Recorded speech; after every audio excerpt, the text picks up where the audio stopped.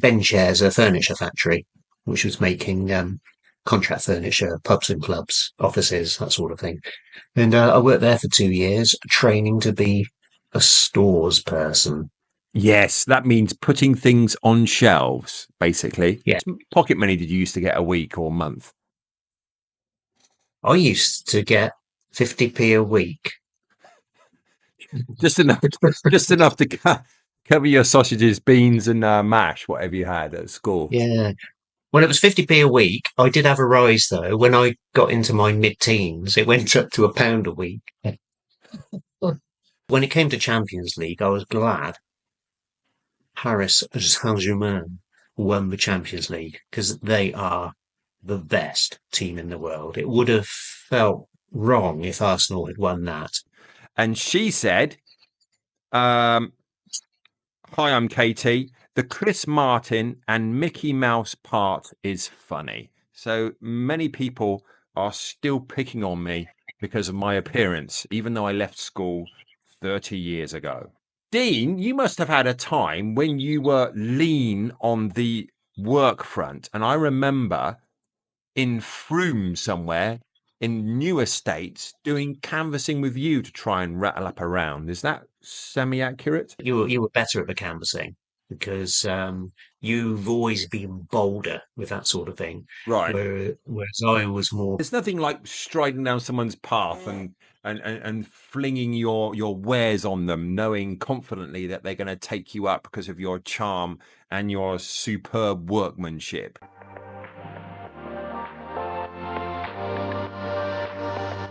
You're listening to Back in the Day, Nostalgic 90s.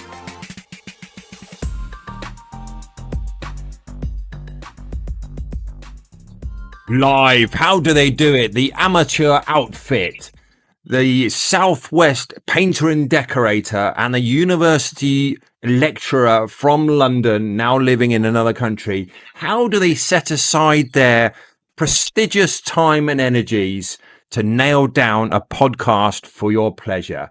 We don't know how we do it, but we're still doing it, Dean. Yes, we are. Well, welcome everyone to the podcast. I'm Dean, and with Stitch, what are we talking about today? We are looking back at the existential shock of the first proper job in the 90s after leaving school.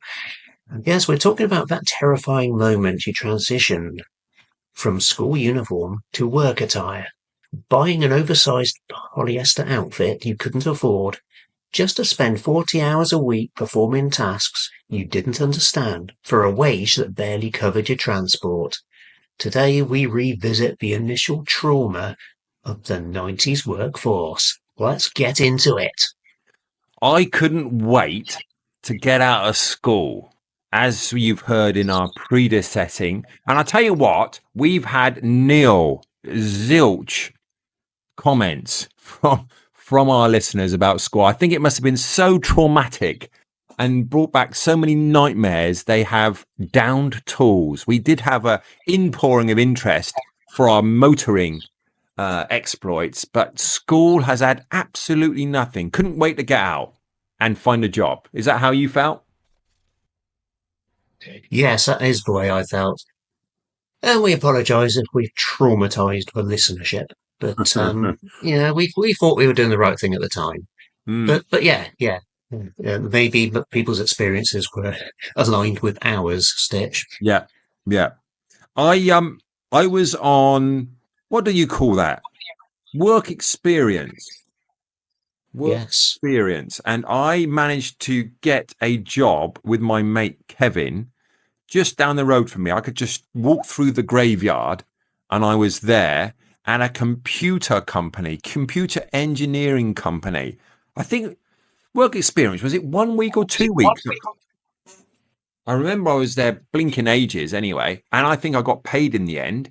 And all we did was just prance around the country in his Nissan Primera, swiping our diner's card in Little Chef restaurants, and pottering into places and saying they needed new computers. That was my and playing.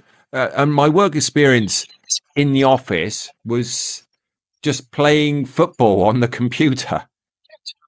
What was your first ideas of work? Did you do work experience?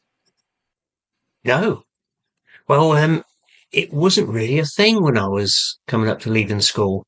Pre-90s, see. 80s, yeah. That's me, yeah, because being slightly older.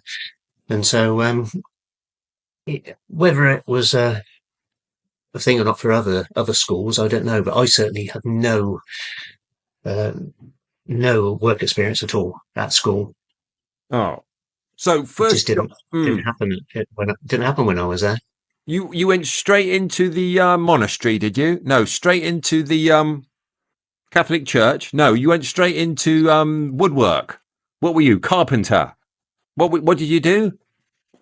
That was what I wanted to do. I wanted to be a carpenter, but I was looking for an apprenticeship or a YTS course. At the time, we had YTS, Youth Training Scheme, and I wrote to every carpentry shop I could think of, every builder, and no one was taking on apprentices at the time or trainees. Well, not they don't want to take me on anyway. No. So what I did for my first job, I went to work at a place called Grange Bodyworks, no longer there, to learn panel beating and paint spraying. Oh, Because at the time it was all that was available to me. But I didn't really enjoy it, didn't really get on with my boss, and so I lasted 10 weeks and right. then wanted to leave. And so I went and spoke to my handler. No, not handler, makes me sound like a Dog. Yeah. secret agent. Yeah. But no, I went to speak to my YTS manager and asked for a change of work placement. So I ended up working at Ben Chair's, a furniture factory, which was making contract furniture, pubs and clubs, offices, that sort of thing. And I worked there for 2 years, training to be a stores person. Yes, that means putting things on shelves, basically. Yes, that's right. So I had to do a training course for 2 years to learn how to do that. Yes. So I hope when I come to your house next, everything will be orderly and neat. That was I'm thinking before work experience in your first job. Did you ever have a newspaper round? Because that was the be and end all of working. Because you used to got pocket money. How much pocket money did you used to get a week or month? I used to get 50p a week. Just enough to cover your sausages, beans, and mash, whatever you had at school. Yeah. Well, it was 50p a week. I did have a rise though. When I got into my mid-teens, it went up to £1 a week. It's just me. My dad was so tight. He was, I think he read a newspaper article by Paul McCartney, and I think Paul McCartney was saying that he never spoiled his children, and he'd only give them 50p or £1 a week when they were growing up. And I think he used that as a bit of an excuse. So if it's good enough for Paul McCartney, it's good enough for my lad. yeah, he was just teaching us a life lesson. That was his excuse. Yeah. Pocket money, I can't remember. That's why I asked you, but I'm sure I got it. But then the coveted newspaper round. I went down to my local newsagent and he didn't have anything. And then I found a free one, which was delivered on Thursdays, I think. And it was right outside my school in Frome. So I used to finish school, walk to the place where the papers were dropped off, and there were millions of them. It wasn't who ordered them. It was the whole blinking estate. There must have been about 300 newspapers. Every single door had to have them, rain or shine. But it was so cute. The person I went to her house, she made me a cart because I used to have to put them in bags over my shoulder. And she felt sorry for me. She made a cart. How embarrassing was that?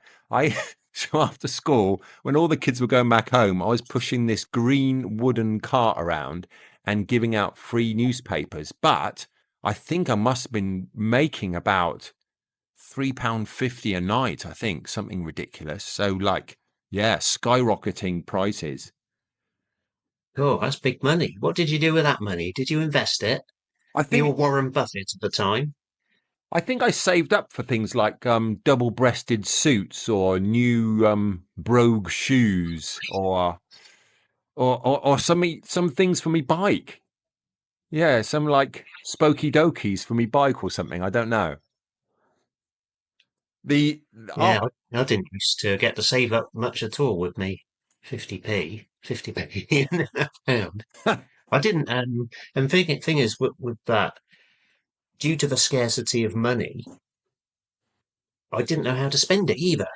I was so used to not having money. When I eventually did get money, I had no idea how to spend it, really. So I don't know what sort of life lesson me dad did teach me, but yeah. oh, I got over it in the end. Did we? God, this is one we forgot. Was it called Panini? Panini stickers, the football stickers. Oh, yeah, yeah.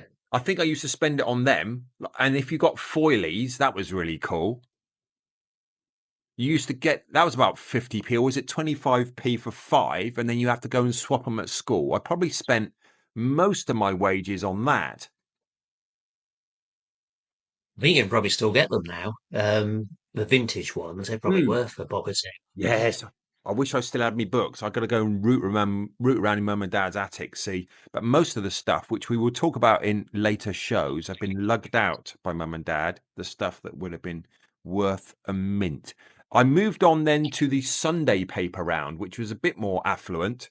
I got more with that, sometimes the dogs used to chew the paper, or I used to wrap because Sunday papers were too thick, and if you rammed them through the door and they got ripped, then you get complaints and get rapped on the knuckles by the newsagent man. But that was exciting because then you started putting money in your piggy bank. You had nothing to spend it on, but the pennies started rolling in and you started feeling like you're a man with a career.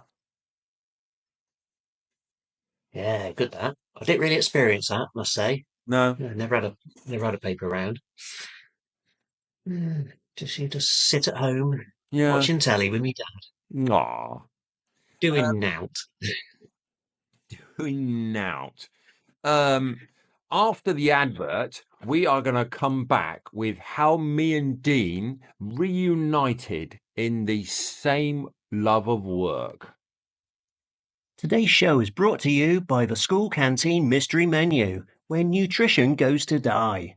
This week's offerings include pizza that bends like a paperback book, chips that taste like they were cooked in 1992, and custard that could legally be used as grout.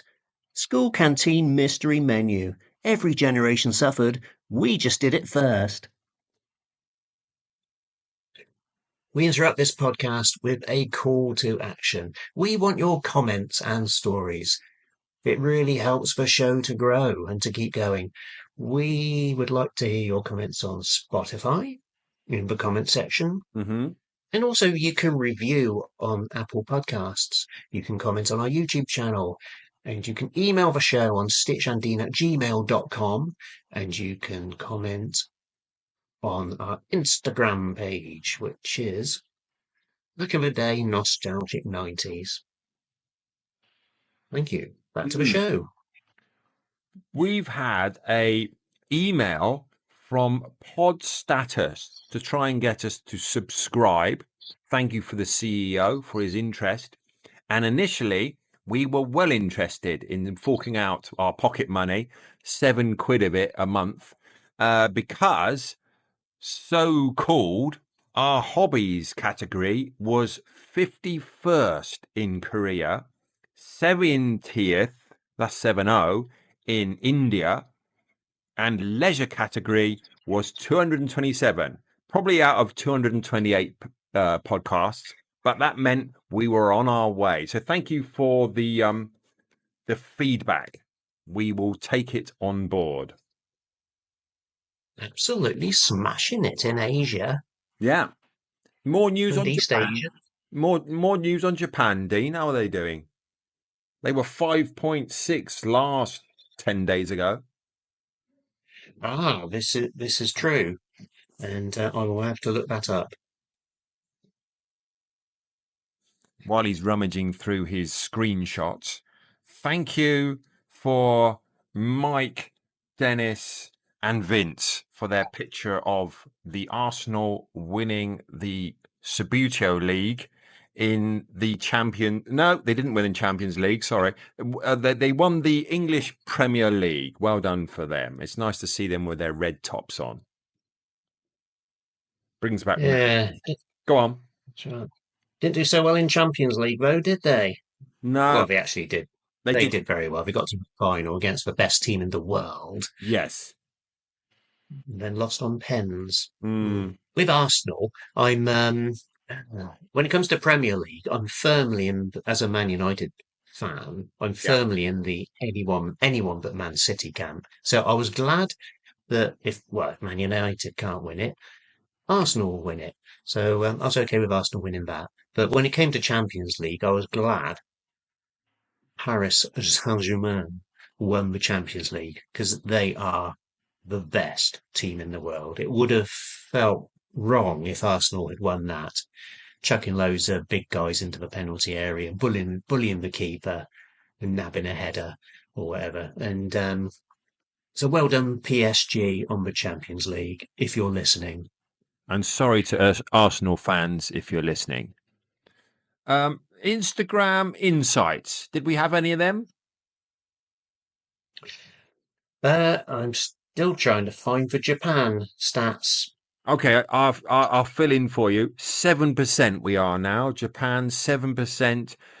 Chasing down America and way ahead of Bulgaria in third position in Spotify. Lovely. Thank you for backing me up on that one, Stitch. I totally lost my Japan stats. And right, I have Instagram stats Right. here, which are for May. 2.4 thousand. That's 2.4K real and post views in April. That's up 75%. And also 84% views from non-followers. So it's not just our followers, but yeah, non-followers are going mad for the reels and the posts. That's up 62% Ad for it. from April. Yeah, so thank you to all our followers on the Instagram back in the day, nostalgic 90s. Oh, doing a great job. We have a new platform which is surfaced this month, June the 1st. We are on Bilibili. Try to restore some credibility to the China's customers who are finding it difficult with VPNs and Spotify. We are now on Bilibili. We have 21 followers, a load of thumbs up, and a comment from Daisy. Just found your channel and love the content. Now, Daisy is not the Daisy editor. She is back in my old school days. She's one of those great students who doesn't need to go to class because she's got projects she needs to do with the teacher. So thank you for that, Daisy. This is also a comment from young Katie. And we go back since she was about 5. I taught her English till she was about 5. And she will be in one of my Who Speaks English the Best on one of my other platforms. And she speaks English like the Queen. And she said, hi, I'm Katie. The Chris Martin and Mickey Mouse part is funny. So many people are still picking on me because of my appearance, even though I left school 30 years ago. Great stuff. Yeah. Mickey Mouse. So, yes. So we want to talk about how we reunited. United, rather. Yeah. I managed to get a window cleaning app and going. I was with my father, and for some reason, I decided to take it off my own back and started striding around Westbury with me ladders on my shoulder. Why did I do that? And why wasn't I driving at the time?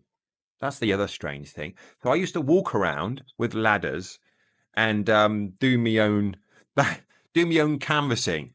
And they used to shout out, "Are you religious? Or are you dishy? If you're dishy, come in." I said, "Sorry, mate, I look like Steve Merchant." So they didn't want me to do their insides. Dean, you must have had a time when you were lean on the work front. And I remember in Frome somewhere in new estates doing canvassing with you to try and rattle up around. Is that semi-accurate? Yes, that's right, because I left my full-time job as a builder's merchant without a proper job to go to. I thought, well, I'll just, at the time, I thought I'm going to go and sell weight loss products. I got signed up to some kind of scam. Anyway, Right. that lasted a week, so I started window cleaning. And so, yes, you helped me with my canvassing. Yeah, we went out on our bicycles and Oh, we scoured the estates of Frome looking for work. yeah. Yeah. Well, I it did remember you work. being Mm, better. You were better at the canvassing because you've always been bolder with that sort of thing, right. whereas I was more the shy, quiet, negative thinker. So Ah, I'd walk into a street, and from about 100 meters, I'd think, those windows already look clean. They've already got someone, and ah. then you go all off in a huff and get, oh, come on, get on with it. And you go and canvass a street and get a couple of customers. Yeah. Superb. So, Yeah. There's nothing like striding down someone's path and flinging your wares on them, knowing confidently that they're going to take you up because of your charm and your superb workmanship. Nothing like a bit of confidence in anyway, we got it running in the end, didn't we? And you expanded into Westbury Warminster in the end. Wasn't it a bigger operation than you ever thought? well, it was in the end, but it was a separate carnation or Right, incarnation. right, Yeah, because I packed in and moved to Ireland for nearly a year, right. and we did window cleaning there, and then came back again, and then I got one or two other jobs, and but ended up back in window cleaning. So I took over a window cleaning round, quite a big one, from a bloke. His name rhymes with Alan Pease, Right. and yeah, took over his window cleaning round, and then it burgeoned and snowballed from there, and ended up being massive, so Right. massive I couldn't get round it. So that was yeah, Mm. Pay it's my around experience of yeah going back to window cleaning again. rounds, yeah. Uh, I remember. Didn't we do a little skirmish where we got someone's book? I think he used to live in Queens Road. We got this bloke's book, Rounds book, and he was ill or something. And we got the Rounds book, and we were I don't know what. Oh, we were going to try and buy it off him, but we decided not to buy it off him, but just go and tell his customers he was ill exposed, and we started doing his customers instead of him. We didn't undercut him. We just stole it, didn't we? Some of it. What happened there? I think there may have been some nefarious dealings that went on. Yeah, Yeah, there was. Yeah, there was one though where I went and bought a book off someone, yeah, and then I went to do the work, and the work wasn't there. right, Yeah, the work had already gone. Yeah, so I think someone else had, but he obviously wasn't keeping his work up to date. right. So, customers ended up getting someone else. And so, by the time I bought the book off him, the work was gone. So, I went and got me money back. Right. I remember uh selling my round to Andrew Rhymes with Grange and for half the price because sometimes selling a round or selling a book you could make absolute mint, but I thought I was quite generous in doing half the price. Then I ventured I didn't go to Ireland, but I ventured to London and that was nice because then we were doing like 3-story houses inside and out, like doing mansions round Hampton Court, don't you know, and Richmond. That was quite funky. So turning up in me 200 quid car, parking out someone's side their car outside their mansion with their BMW or their Porsche. But they were very courteous to me. It's very nice, and I have some good memories. Some nice people in that part of the world. Super Posh stuff. part of the world, that, isn't it? Super Hampton posh, Court. yeah. That's just below Teddington, I think. Yeah. Super stuff. So West. lots of our friends were involved in that sort of business, and there was lots of different equipment to be had. Yeah. I remember when I was in Durrington in my caravan, there was a guy called Pete. We used to call him Pete's Prices because he used to do like basically the whole village, and each house was 50p. We don't know how he how he managed to live. I think Mr. P's prices were not that high either, were they? Didn't you have to sort of work like a trooper to make it pay?